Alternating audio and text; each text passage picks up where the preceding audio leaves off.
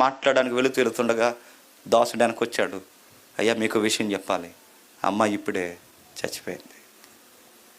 తన విశ్వాసాన్ని వెనక్కిపోనివ్వలేదు. అయినా ముందుకు పోయాడు, సాష్టాంగ పడిపోయాడు, ఏడుస్తూ ఒక మాట అన్నాడు, అయ్యా ఆ చిన్నది నిద్రిస్తుందని ప్రభు అంటే చుట్టూ ఉన్న వాళ్ళు ఎటకారం చేశారు.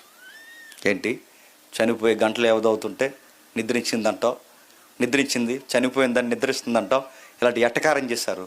ప్రభు చూస్తున్న ఒక మాట అన్నాడు, యాయిరు, ఈ జనసమూహాన్ని బయటికి పంపించి విశ్వాసం లేని భ్రష్టతరమైన ఈ జనాంగాన్ని బయటికి పంపించే అద్భుతాన్ని ఇంట్లో చేస్తాను, ఒకసారి చూడు. చిన్నదానా లే అనగానే ఆ చిన్నది తిరిగి లేసింది. ఆశ్చర్యించడండి. ఇందాక మనం చదువుతున్నప్పుడు ఎదవరాల ఇంట్లో ఆ కొడుకు బతికితే బాగున్నాను, ఆ తల్లి ఆశ నెరవేరిపోయింది. ఇక్కడ ఈ తండ్రి తన కూతురు బతికితే బాగున్నా ఈ తండ్రి యొక్క ఆశ కూడా నెరవేరిపోయింది. ఈరోజు నేను అడుగుతున్నాను, మనలో ఎవరైనా చనిపోతే మనకు అర్థమవుతుంది, బతికితే బాగున్ను. ఎక్కడికి వెళ్ళినా బతుకుతారో లేదో నాకు తెలియదు, కానీ నజరుడైన యేసు దగ్గరికి వస్తే ఖచ్చితంగా బతుకుతారు. చప్పట్లు బాగా కొట్టారు.